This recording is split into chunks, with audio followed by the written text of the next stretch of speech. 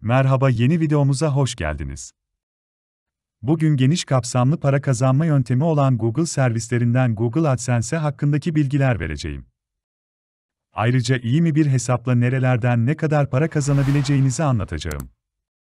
Öncelikle Google AdSense nedir? İnternet üzerinden para kazanmanın bilinen en rahat ve risksiz yöntemi Google AdSense ile para kazanmaktır. Bilinen en basit yöntemi dediysek, zorların en basiti benzer biçimde değerlendirmenizi isteriz. Zira internetten para kazanmak genel kanının aksine gerçekten zor ve de ciddi uğraşı isteyen bir kazanç modelidir.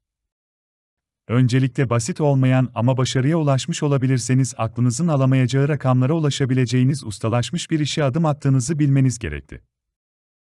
Google AdSense'yi en kolay halde bahsetmek gerekirse, web sitelerinizde, YouTube kanallarınızda Google reklamları yayınlayarak para kazanmak diyebiliriz. Başka bir söylemle ifade edersek, siz bir web sitesi ya da YouTube kanalı oluşturursunuz, reklam veren şahıs veya şirketler de sizin sitelerinizde veya videolarınızın içinde reklam yayınlarlar. Dolayısıyla siz de bu reklamlardan para kazanırsınız. İşte vaka mantık olarak bu kadar kolay. Google AdSense'den para kazanmak için web sitesi sahibi olmam gerekli mi? Google AdSense ile para kazanmak için aslen bir internet sitesine ihtiyacınız yok. Eğer video içeriği üretebiliyorsanız da YouTube üzerinden video yayınlayarak da para kazanabilirsiniz. Ancak kanalınızın para kazanmaya açılabilmesi için kanalınızın bazı özelliklere sahip olması lüzumlu. Bunlara YouTube ile para kazanma başlığında değineceğiz. Ama konuyu dağıtmadan, AdSense ile para kazanmak için web sitesi sahibi olmanın önemini vurgulamak istiyoruz. AdSense'den para kazanmak istiyorsanız, bir YouTube kanalınız olsa bile internet sitenizin olması zorunludur. Burada teknik bir zorunluluktan değil de para kazanma ihtimalinizi arttıracak bir ihtiyaçtan bahsediyoruz. Örneğin, kahve çekirdeğini el öğütücüsünde de çekebilirsiniz ama bu iş için tasarlanmış kaliteli bir öğütücü kullanırsanız hem işlem daha kısa sürer, bununla birlikte öğütülen her çekirdek aynı boyutta olacağı için kahvenin lezzeti artar. İnternet üstünden herhangi bir içeriğe ulaşmak isteyen, doğrusu arama motorlarında arama terimlerini arayarak bir siteyi ziyaret etmek isteyen kullanıcılar, günümüzde hala yazılı içeriklere rağbet göstermekteler. Zira 21. yüzyılda olmamıza rağmen internet bağlantı ücretlerinin pahalı olması, insanların her ortamda video takip etmek için uygun olamaması gibi durumlardan ötürü, AdSense ile para kazanmak için bir internet sitenizin olması hala önemli. Ayrıca içerik dediğimiz şey ancak yazıdan oluşmaz. İyi bir içerik fotoğraf, resim, video, grafik, ses dosyası şeklinde unsurlarla desteklenmelidir. Bu mevzuya da SEO'ya uygun internet sitesi başlığında değineceğiz. Mümkün olan en kısa şekilde AdSense ile para kazanmak için web sitesi sahibi olmanın lüzumlu bulunduğunu da vurgulamış olduk. Google AdSense ile para kazanmak için nasıl bir web sitesi kurmak gerekli? Google AdSense ile para kazanma mevzusunda meydana getirilen en büyük yanlış, hangi sektördeki siteler ile AdSense'den para kazanılır?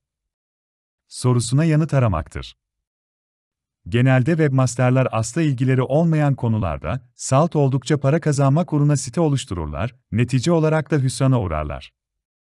Mesela, finans sektöründe reklam gösteren siteler oldukça para kazandırıyor, diye parite nelerdir, sorusuna cevap verecek kadar finansal bilgisi olmayan birinin forex veya borsa alanında site açması kuvvetli olası başarısızlıkla neticelenecektir. Çünkü herhangi bir konuda web sitesi yayınlamak için, o konuda orta düzeyin üstünde bilgi sahibi olmak elzemdir. Hele hele AdSense ile para kazanabilmek için kurulmuş olan bir siteye, en azından günde bir adet içerik girmek gerektiğinden ötürü, bir müddet sonra yazacak mevzu bulmak için zorlanılacaktır. Web sitesi de kurulduğu günden itibaren ziyaretçi çekemeyeceği ve de para kazandırmayacağı için, asla ilginiz olmayan bir konuda içerik üretmek size fazlaca zor gelecektir. Neticede de birkaç ay emek sarf ettikten sonrasında gelecek yıl yenilenmeyecek bir domain ile internet çöplüğüne yeni bir alan adı eklemekten başka bir şey yapmamış olacaksınız. Özetlemek gerekirse, tertipli içerik üretecek kadar hakim bulunmadığınız alanlarda web sitesi açmak yanlıştır. Peki, kısaca nedir? Şimdi de olması gerekeni anlatalım. Eğer AdSense ile para kazanma mevzusunda ciddiyseniz, ilk önce sabırlı olmayı bilmeniz gerekir. Yeni açılan bir web sitesi üzerinden, istisnalar hariç olmak suretiyle, en iyi ihtimalle ilk 6 ay AdSense ile para kazanmak olası değildir.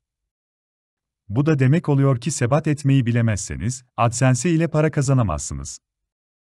İkinci mühim husus ise hakim olduğunuz alana ya da hobilerinize yönelik bir site kurmanızdır. Eğer bir alana hakimseniz veya hobi olarak amatörce ilgileniyorsanız, o alanda yazılı ve görsel içerik üretmekte zorlanmazsınız. Mesela amatör balıkçılık sizin hobilerinizden biri ise, ayda birkaç kez balığa çıkıyorsanız, amatör balıkçılıkla alakalı bir web sitesi kurmanız AdSense'den para kazanma ihtimalinizi arttırır. Zira insan sevdiği ve hakim olduğu mevzularda içerik üretirken zorlanmayacağı ve de sıkılmayacağı veya daha az sıkılacağı için site para kazanmasa bile siteye içerik girmeye devam eder. Herhangi bir balık avınız esnasında çektiğiniz bir video bile hiçbir yerde olmayan özgün bir içeriktir. Bu örnekler sizin ilgi alanınıza nazaran arttırılabilir. Online oyun oynamaya bayılan birinin oyun blogu açması, bir müddet para kazanmasa bile, keyif verici olduğu için ötürü sürdürülebilir bir iştir. Bu bireyin blog günde birkaç kişi tarafınca ziyaret edilse ve uzun zaman para kazandırmasa dahi, meydana getirilen iş kişiye haz vereceğinden dolayı proje uzun ömürlü olur. Kısacası oldukça para kazandıran sektör arayışı yerine, uzun süreli içerik üretilebilecek sektör aramak daha akıllıcadır. Bir başka tavsiyemiz ise spor ve haber şeklinde güncelliğini acele kaybeden konulardan mümkün olmasıyla birlikte uzak durmanızdır. Zira bu sektörler devamlı aktüalite isteyen ve takım emek harcaması gerektiren sektörlerdir. Örneğin Fenerbahçe-Galatasaray derbisi ile alakalı yazmış olduğunuz bir çözümleme yazısı, derbinin başlama düdüğü ile birlikte güncelliğini kaybeder.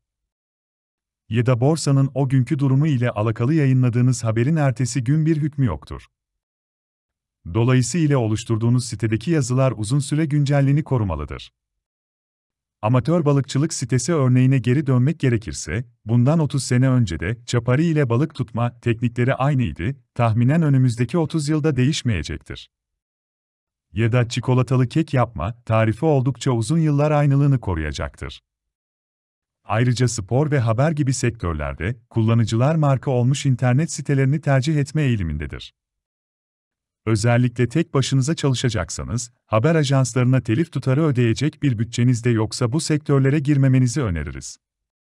SEO'ya uygun web sitesi. AdSense ile para kazanmak için sitenize ziyaretçilerin gelmesi ve bu ziyaretçilerin reklama tıklaması şarttır.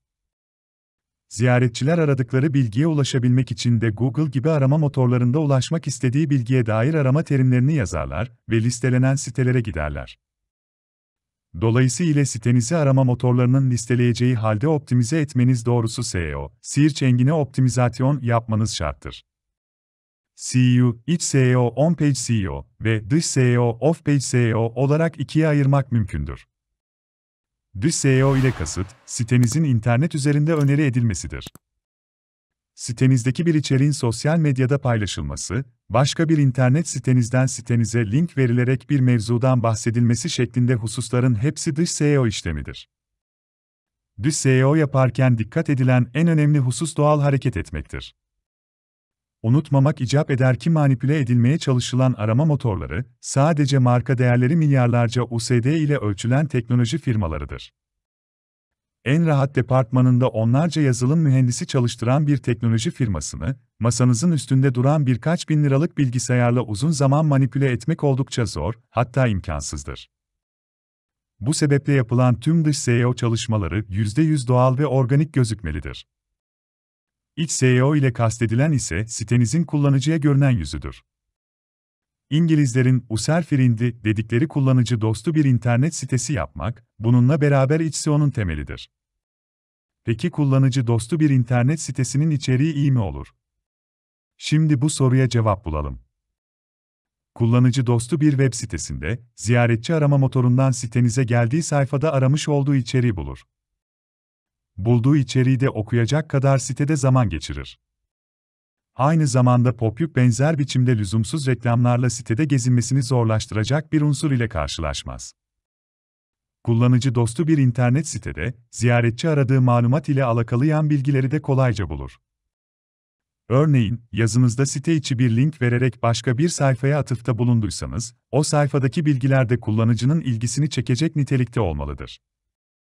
Yani yazı içi verdiğiniz linkler irdelediğiniz konu ile alakasız ise, tıklama olmuyorsa ya da kullanıcı tıklamasına rağmen öteki sayfada zaman geçirmiyorsa, kısaca o sayfayı okumuyorsa, siteniz arama motorları gözünde kıymet kaybedecektir. Bu sebeple site içi link verme işleminde de spam yapmaktan kaçınılmalıdır. Sitenin çabuk açılması, mobil cihazları desteklemesi, kullanılan temanın gezinmeyi zorlaştırmaması, sade, kolay ama fonksiyonel temalar tercih edilmeli, kullanıcı deneyimini olumlu etkiler. Tüm bunların haricinde önemli olan bir diğer husus ise, sitenizde ziyaretçilerin kendi aralarında ve site yöneticileri etkileşime girmelerinin rahat olmasıdır. Eğer kullanıcılar, özellikle yorum bölümlerinde içeriğinizle ilgili sual sorup, sordurulmuş olduğu soruya yanıt bulabiliyor ise, sitenizi yine ziyaret edeceklerinden ötürü, yeniden ziyaret oranı artacağından mütevellit, sitenizin arama motorları gözündeki değeri yükselecektir. Bu başlık altında anlattıklarımız SEO'ya müsait web sitesi yapma konusunun temelidir. SEO, birkaç sayfa ifade edilerek hakim olunabilecek bir şey değildir. Fakat bu anlattıklarımız olmaz ise olmazdır. Google AdSense'e neye göre para veriyor? AdSense ile para kazanmak isteyenlerin sorabileceği bir diğer sual ise, AdSense neye göre para verir sorusudur. Google AdSense sitenizde gösterilen reklamları birilerinin tıklaması halinde para öder. Yani sitenizdeki reklamlar tıklanmaz ise herhangi bir geliriniz olmaz. AdSense panelini yeni kullanmaya başlayıp, BGBG, 1000 yayın başına gelir, kıymetini bulan webmasterlar, AdSense'in gösterim başına da para ödediği yanılgısına kapılabilir. Zira BGBG bir istatistik değeridir. Sitenizde her 1000 gösterimde tıklamalar sonucunda kaç para kazandığınızı gösterir. Kazanılan tutar, gösterim sayısı şeklinde hesaplanmaktadır. YouTube ile para kazanma. AdSense hesabınızı kullanarak YouTube kanalınızda da reklam yayınlayabileceğinizi daha evvel söylemiştik. Bu anket altında YouTube'dan nasıl para kazanılır sorusunu kısaca yanıtlamaya çalışacağız. İçerik kullanmanızdır. Özellikle telif hakkı içeren sesli ya da görüntülü materyal kullanmanız, videonuzdan para kazanmanızı engelleyecektir. Büyük çalışmalar vererek oluşturduğunuz 10 dakikalık bir videoda 30 saniyelik telifli bir müzik kullanmanız, tüm reklam hasılatının telifli içerik sahibine ödenmesine niçin olabilir. Tavsiyemiz ise bir web sitesi oluşturarak yazılı ve görsel içeriği beraber kullanmanızdır. Google AdSense ne kadar kazandırıyor? Artık sadede gel dediğinizi duyar gibiyiz. Bir web sitesi kurdunuz, tatminkar ve yararlı içerikler oluşturdunuz, sitenizi kullanıcı dostu da yaptınız. Peki, internet sitesinden kaç para kazanılır, diyorsunuz öyle ki değil mi? AdSense aylık hasılat, bu programı kullandığınız her ay, internet sitenizin durumuna nazaran değişim gösterecektir. Bir müddet sonra elbette muayyen bir rakamın altına düşmeyebilirsiniz. Ama genel olarak her ay, bir önceki aydan değişik hasılat elde edeceksiniz. Mesela, saç ekimi mevzusunda bir web sitesi kurdunuz ve bu sitede, saç ekimi yaparken dikkat edilmesi gerekenler, başlıklı bir içerik oluşturdunuz.